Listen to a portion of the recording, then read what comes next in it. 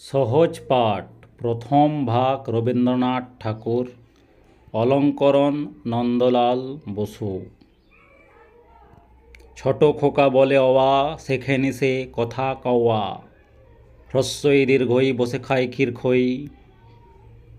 হস্য দীর্ঘ ডাক ছাড়ে ঘেউ ঘেউ। ঘন মেঘ বলেরি দিন বড় বিশ্রী। বাটি হাতে এ ওই হাঁক দেয় দে দুই। ডাক পাড়ে ও ঔ ভাত আনো বড় বউ।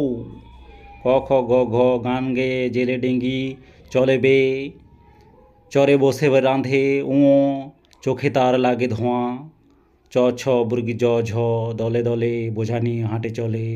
খিদে পায় খুকি ইয়ো, শুয়ে কাঁদে কিয় কিয়।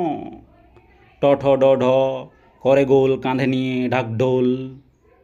বলে মূর্ধন্য চুপ করো কথা শোনো।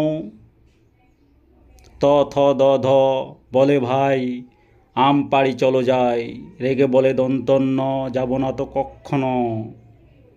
প ফ ব ভ যায় মাঠে সারাদিন ধান কাটে।